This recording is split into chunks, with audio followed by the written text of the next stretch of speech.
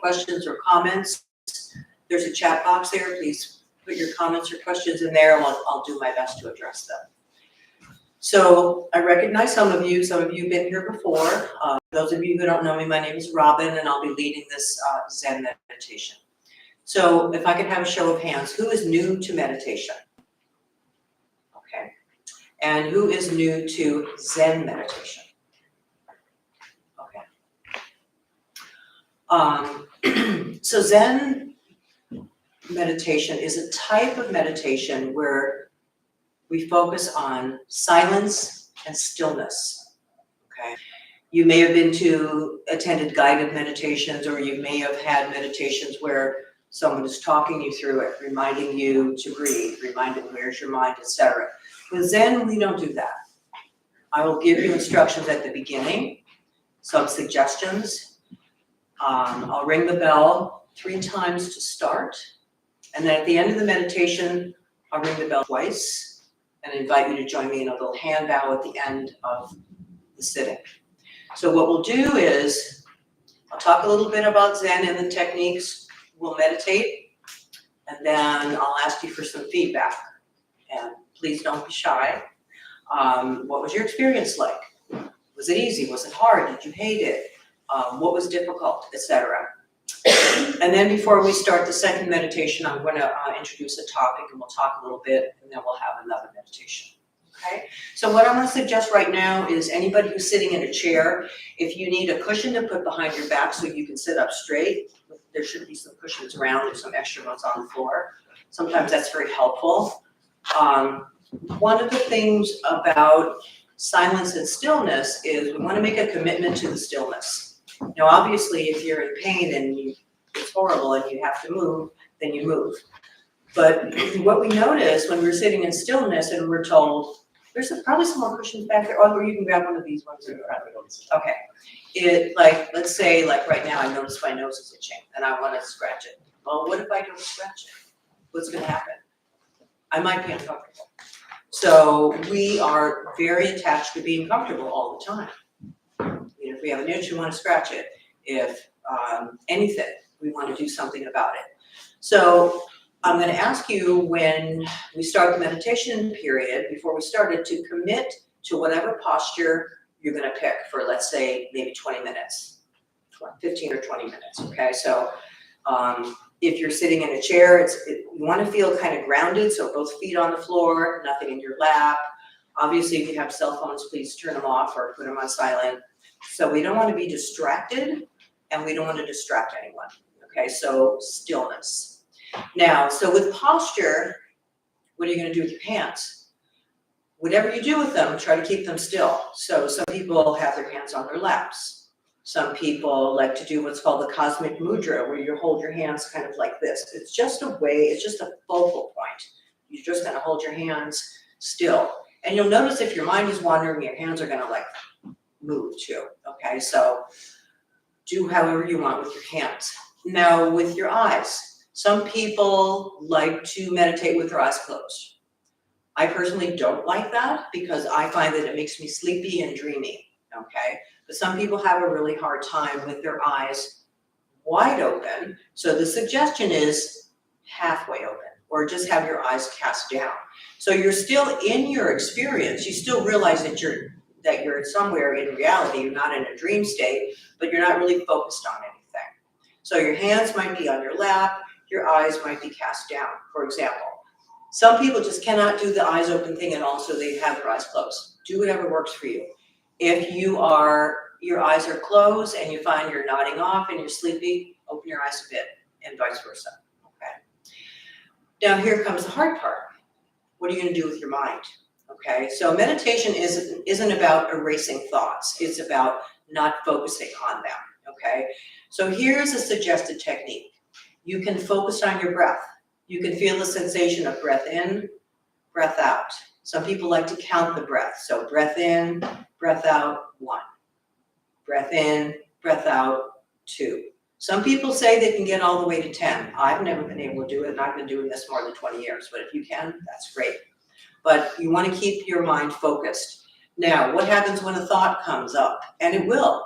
You just notice it. It's kind of like a cloud going across the sky. You just note it, and then you go back to whatever your focus is, all right? The simplest, probably easiest for most people is breath, focusing on breath. Breath in, breath out, whether you're saying it to yourself, whether you're just feeling it. There's another technique called 3-point awareness, which some of you have heard me talk about before. It's awareness of breath, awareness of sound. So earlier, while we were waiting to start, I was suggesting that you listen to sound. So when it gets quiet, when the bell rings and I stop talking and we start meditating, you're going to notice sounds. And you may be surprised at the sounds that you hear that you maybe haven't noticed before. So again, your mind may want to just jump out and grab onto that sound. Well, why does that person have to be so noisy, or whatever we do. Okay, coming back to my focus. What's my focus? Breath, awareness of sound. The third awareness, and some people find this is complicated, you can just check it out, is awareness of body sensation. As I mentioned earlier, the sensation of your hands on your lap. So it might go like this. You're feeling breath, you're hearing sounds, you're feeling whatever you're feeling. You can either say those things to yourself or just experience them. I like to try to just experience them, otherwise I feel like there's too much thinking happening, okay? And once again, when you come back, when you notice your mind has gone off, bring it back when you can. You'll also notice what you may do sometimes is like, there's a thought pattern going on and you know, and you're like, yeah, I'm supposed to be meditating right now, but you kind of like want to keep doing it. So that's just, for this time, let's be honest and focused and commit. Okay, y'all with me? Okay, good. All right, so we're gonna get started. So pick your posture, commit to it. And I'll start with 3 bells and we will end with 2 bells.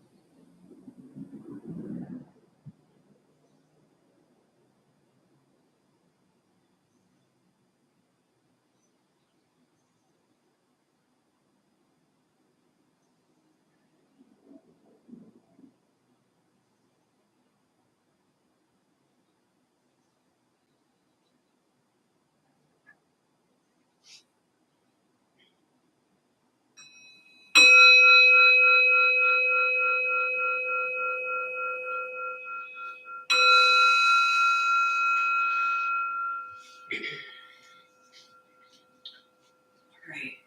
So I'd like to hear from some of you, particularly the people who are new to meditation. And please be honest, what was that like?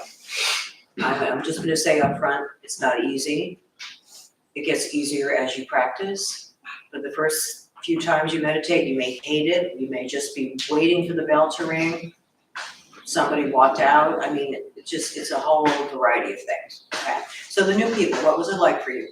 What did it seem like a really long time that we were meditating? How about that lady in the back there? I think you said you were new to it, right? Mm-hmm. Yeah. I've done it a few times. I've been here over the weekend. Okay. So when I first started meditating, even 5 minutes felt like an hour. Okay. But no, it didn't seem as long this time. Normally it does. Normally does, yeah, and it's gonna vary from whatever's going on with you, yeah. Who else raised their hand earlier and said they were new? Yeah, what was it like for you? I get a lot of distracted thoughts. Distracted thoughts, well, that's pretty common, yeah. In quick succession, but Uh-huh. then I get moments of an even mind, of peace. Right. You know what I mean? Yeah. You know, That's there's pretty a little bit of typical. sadness to it for some reason. Uh-huh. I don't know why. Right, You know, my life is good. But and this- the thing about when we're meditating, we're not trying to figure anything out. We're just trying to be present with what is. So you may have a feeling of sadness and have no idea where that came from. Now's not the time to figure it out. Maybe later, like, oh, what was that about, you know? But you're gonna learn about yourself in your meditation practice. You might have something that you've been carrying around all day, and then when you're quiet and still, it comes up in an emotion or a bodily sensation. So I would just say, keep practicing it. It'll get easier. There'll be days that'll be really hard and you'll hate it, and days that the bell will ring and you think, what? She just rang the bell, you know, so, okay. What techniques were people doing? Who was doing breath counting? Yeah, I did breath counting, and then I came here over the weekend with some of my girls, and I did the guided, so I kind of like kept guiding myself if I ventured off. Like telling myself like being present and listening. yeah, Yeah. great. Yeah, so you were pointing to your ears. Sometimes it's helpful when you're meditating or you think you're meditating, but you're really daydreaming. And then you hear a sound, you're like, whoa, okay, let's get back to meditating. So sometimes a sound could be a signal to get back to your business, okay? What about the lady next to you? Look like you want to say I something. did the counting till 10, Okay, is that all the way to 10 without a thought? yes, Wow, good for you. a couple of times. Good for you. Once I hit 10. Yeah. I relaxed and started again. Okay, And it helped me stay focused. good. And I felt like I was unplugging to replug. It kind of felt like this figure 8 of Okay. unplugging to recharge. Good, good. Who had a hard time sitting still? Did anybody just feeling like they were gonna scream if they couldn't move? Nobody. Okay. Who had a lot of trouble with thoughts, a lot of thoughts coming up? And this is all normal, okay? So if you had this issue and you don't wanna raise your hand, it's fine. It's all normal. Meditation is not easy. It's simple, but it's not easy, okay? And the thing about Zen meditation is, as I mentioned, you get some suggestions and instructions at the beginning, and then you're on your own, okay? So you didn't hear me say, where's your mind, follow your breath. You didn't hear me say any of that. That was on you, okay? So it's kind of like being responsible not only for your posture, like why do we want to sit still? Well, because you're all wiggling around, where's your mind at? Wiggling around probably too, okay? So trying to be still is good. Was anybody trying the 3-point awareness, the breath, the sound, and the sensation? How did that work for you? Yeah, I started off really well. I started off with the meditation, and then I just got really sleepy. And You got sleepy, tried okay. to- Did you have your eyes closed? I started off with my eyes open, and Okay. then I went droopy and fell asleep. But yeah, I mean, that was the first time I tried that 3-point, Yeah. and I liked it. Some people find it a lot. When I first learned it, I found it to be a lot until I stopped saying the words. I just experienced the breath. I tuned into the sound and I experienced the bodily sensation. But in the beginning also, it's like with breath counting, you can be like breath, sounds, sensation, whatever it takes to keep your mind focused on anything other than all the random thoughts. Okay. Were you gonna say something? Yeah, for me, I always meditate with my eyes closed, so this time was the first time that I was trying First to. time ever? Yeah. It was kind of like hard, so I kept like closing and opening because I felt like my eyes kept trying to wander somewhere else. Right, so right. Focusing on focal point. Yeah. So that's something to prevent that. Right, that can be hard at first too, until like you mentioned the focal point. When I'm sitting up here and my eyes are cast down, I'm usually looking at like the edge of the computer. Or if I'm sitting in a chair, I'll be looking at the back of the chair in front of me. So it helps to have focus, In yoga, they call it a drishti, something that you're focusing on, so, yeah. Anybody else have any comments, questions, suggestions? The people who came in, as we had started, are you guys new to meditation? You are, first time ever? Yes. Okay, and you too? Okay, well, welcome. So this type of meditation is Zen meditation. We don't talk during it. I give you instructions at the beginning, and then it's silence and stillness. It's just a form of meditation. Some people really like the silence and the stillness. And if you like this type of meditation, every morning, 8 o'clock, from 8 to 8:30, 8:30 to 9, silence and stillness. There's someone ringing the bell. And the same at noon. Okay, so if you like this, some people do. Some people find it just, you can almost feel like enveloped by the silence and the stillness, so, okay. All right, well, I wanted to talk a little bit about the practice of generosity. And I want to read a part of an article from Tricycle Magazine, which is a Buddhist journal. And as I'm reading, just be thinking a little bit about generosity in your life. Like, how do you manifest generosity? How are you generous? I'm going to ask for some sharing, not in the way of, oh, look at me, this is what I do, but just offer what you do in whatever, how much or little detail you have, and listen to each other, and maybe you may be inspired to thinking of something else you might do. We're coming to the end of the year. People are always talking about New Year's resolutions, whatever that might be. But maybe being a more generous person might be an aspiration. So ancient Buddhist wisdom and modern psychology agree. If there's a secret to happiness, it's the transformative power of giving. So you may have heard Jeff talk about with the food redistribution program, when we are giving out peanut butter and jelly sandwiches to people on the street, they can survive without our sandwiches, but who benefits the most is really us, because we have the connection, we have the eye contact, and we get the feeling of giving, the feeling of generosity, and that can be transformative to us. And the first time that I did that, I was just blown away, and I'm still doing it because I just can't imagine not doing it. So that might be something to consider. In Buddhism, generosity, also called dana, is the first of the 10 paramitas, the qualities of heart and mind that the practitioner develops along the path to awakening. And what we say awakening means like waking up to what's real and what's true. The act of giving is the essence of generosity, but it's not the whole story. So you don't have to physically give some tangible thing to someone to be generous. At its core, generosity is about non-clinging, letting go. We overcome the mind's natural tendency to stinginess and self-interest, cultivating a more expansive mindset of non-attachment and interconnectivity. The process of letting go doesn't have to be painful. Giving and sharing, as the Buddha spoke of it, is not an obligation or a burden. It's meant to be joyful. It's meant to be joyful. When we give to others, we fill our own cup. Our hearts and our lives become rich and full. As pioneering meditation teacher Joseph Goldstein writes, there is happiness in planning the generous act, happiness in the actual giving, and happiness in reflecting later on your generosity. We might start to practice generosity by letting go of material things, offering them as gifts to others. Perhaps we let go of our time, energy, and wisdom to share them freely with those in need of support. Over time, we may even let go of our self-cherishing to hold a wider space of concern and care for others in our heart. So generosity.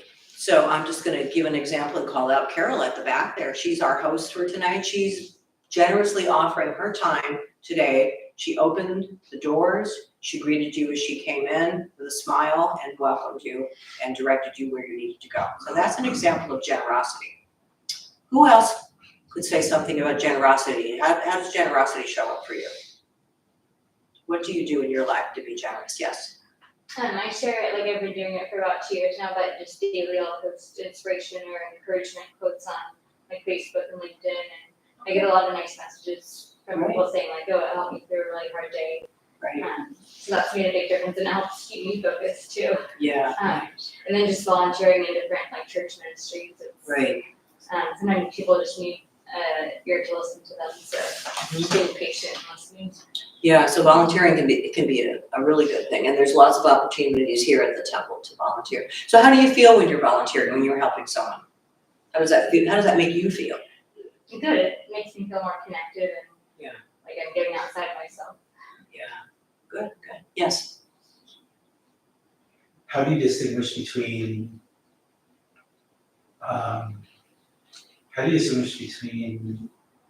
doing generosity and making yourself just feel better?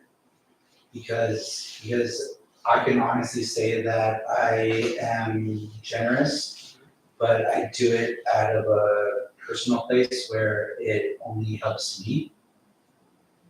You know, like I feel better when I do it, but is that a selfish act? But you're also helping someone else, correct? You're being generous. But where does that place come from? Where does what come from? Where does the generosity come from? Is it a selfish act, or is it something that you're doing out of essentially generosity? It could be either, right? It's kind of like certain religions may say, do X, Y, and Z, and your reward will be that you'll go to heaven, or whatever it might be, right? Or you may just be generous or kind or any of those qualities because it's the right thing to do. It'll also, as a side effect, help you feel better about yourself. So I would just encourage you to just keep being generous. Like how, can you give me an example of how you've been generous in your life? Countless ways, to be honest, but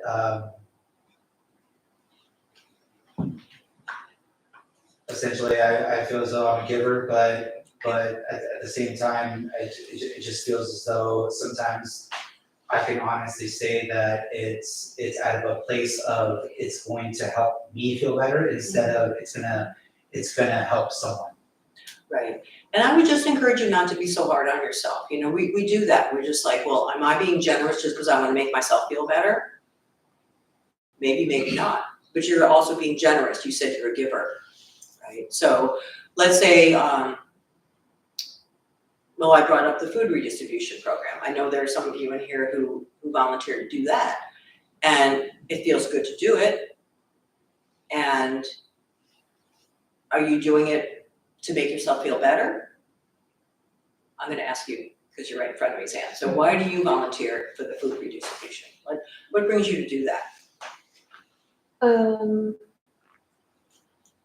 Well, I just have this, part of my practice is service. Service, okay. So it's very basic. I don't, and I kind of understand what he's talking about, the sort of ambiguity attached to, not so much why I'm doing it, but realizing that, when I do these consciously, these things, I don't feel this grand sense of joy. I feel it's kind of sort of that's what I should be doing. And it's not a sense of, self-flagellating or anything like that. It's just a sense of, don't make such a big deal about it.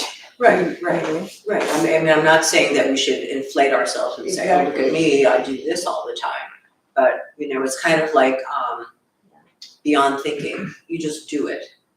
because it's the right thing or because I just do it. Sometimes we don't know why we do things, it just feels right, right? Yeah, and it doesn't, yeah. I also, for my practice and things that I interact with, have come to understand,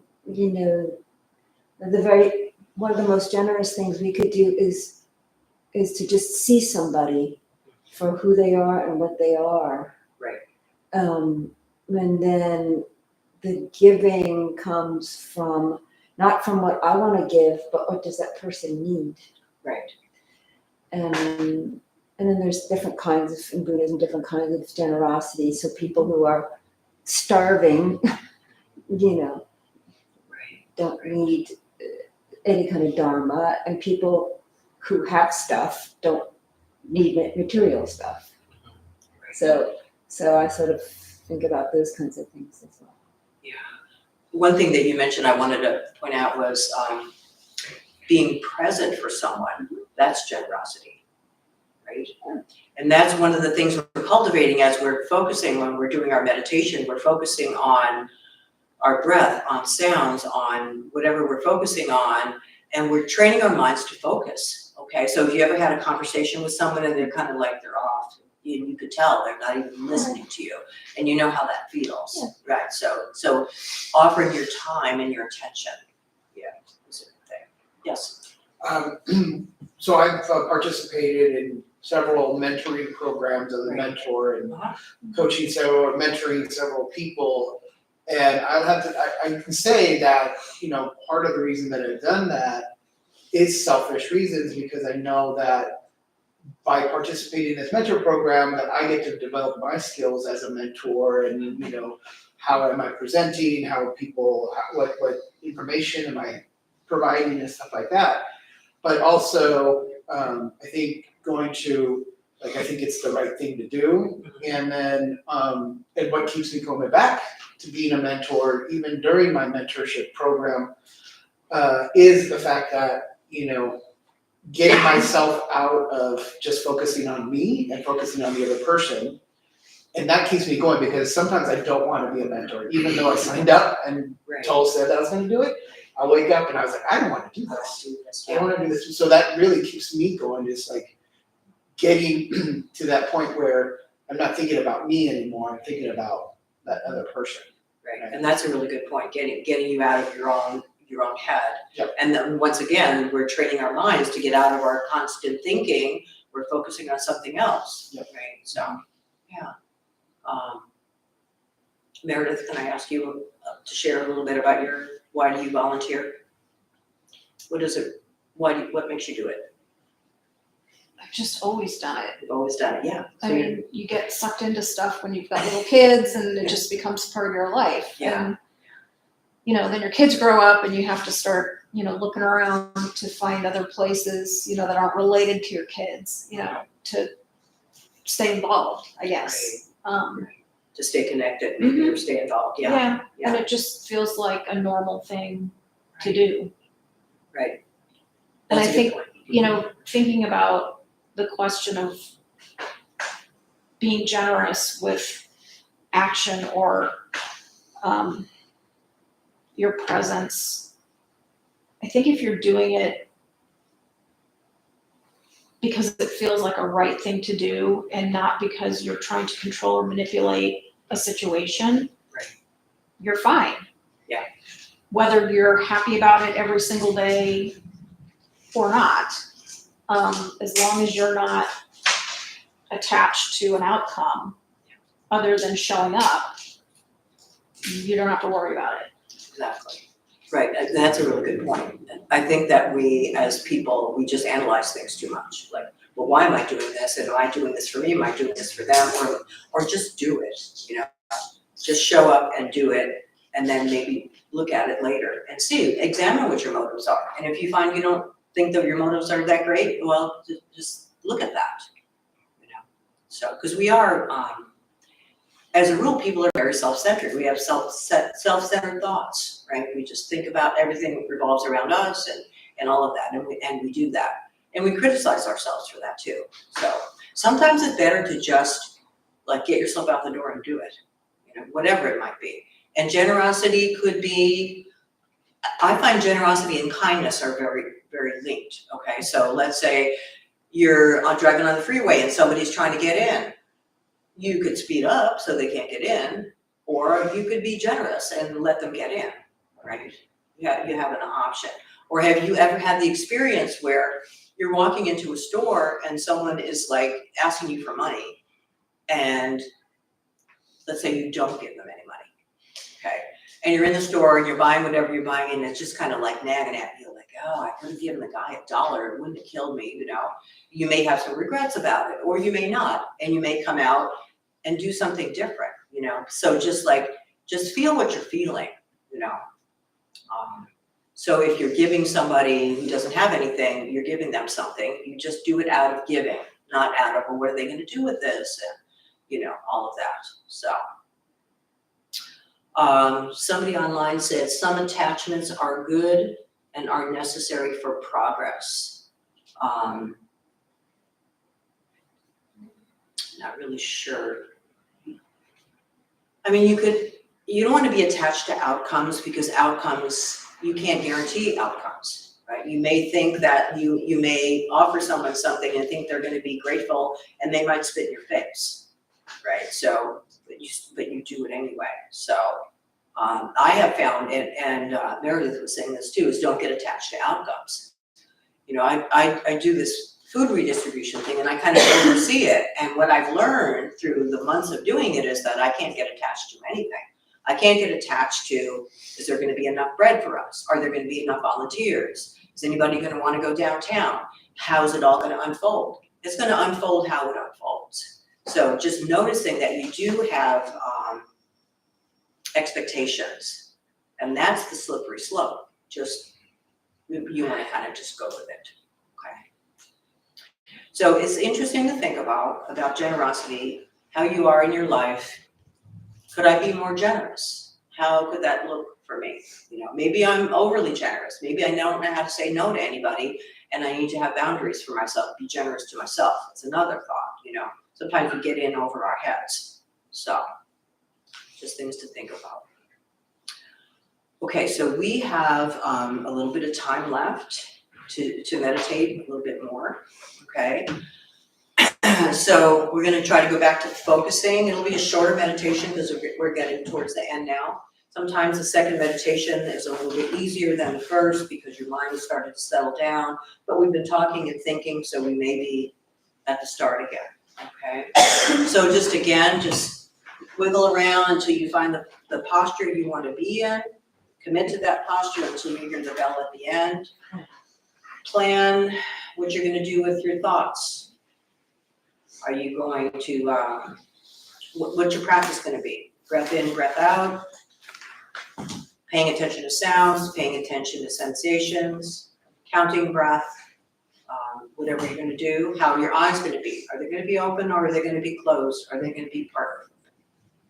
And then we'll just go ahead and get started.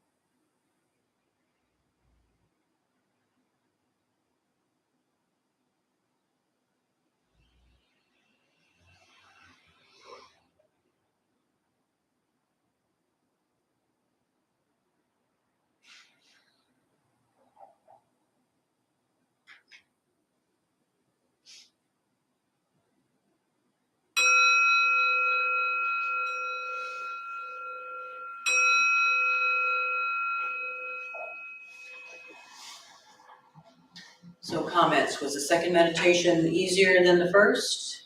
Was your mind a little bit more settled? No difference? Anybody have a thought about it? Yeah, For whatever reason, I found it a little bit harder. a little harder, okay. Yeah, this is my first time here, but for the first session, I didn't necessarily see a finishing line. And for this session, I'm not sure why, but I was itching to see that finishing line. Okay. I'm not sure why. Okay, and so, you just notice that and that's all there has to be about it, it's kind of like when we were talking earlier about generosity. Maybe just think about, then this is a suggestion, ways that you might be more generous in your life. Regardless of what your motivation is, just do it and just do it to do it, okay? I was having trouble some months ago. I had this closet full of like junk, clothes that I haven't worn, stuff that I just put it in there. And I was just I knew what I wanted to do, which was just gather it all up and bring it to Goodwill. And I just wasn't doing it, and I wasn't doing it. And someone said to me, well, if you give that all away, maybe some people who don't have clothes or they don't have anything, they could have it. So that, using that mindset helped me get away from my laziness of I don't feel like doing it, So if I can do it for someone else, that's sometimes helpful. And I didn't ask myself, well, am I doing it for someone else so that I'll feel better? It was just like, I just wanted to empty the closet, okay? So sometimes we don't have all these lofty goals of why we do things, okay? But meditation is a practice, and like anything else, you gotta keep doing it so you may get better at it. But again, don't get attached to the outcome. You might feel like, oh, it's getting worse. I'm less focused than I used to be. Just let go of that and try it again some other time. It's training the mind to be present to what is, present moment awareness. It's not for everybody. A lot of people don't like this silent stillness because there's no one coaching you along saying, where's your mind? Follow your breath. You're just like, oh yeah, I gotta just do this. And you'll notice your mind floating off, and then you have to bring it back. And you can sit here and just daydream the whole time. No one's gonna know, but you will know. Okay, and that's how you learn about yourself when you're meditating. It's like, oh, there I go again, being a little bit dishonest. Did I really count to 10, or was that really like 8? And then I was thinking a little bit, but I wasn't thinking that much, so maybe it was 10. I've done that, just like you see what tricks you're up to. So it's self-discovery. Okay, I'm going to end, and I'm going to have Carol, our host, come in and give you some information.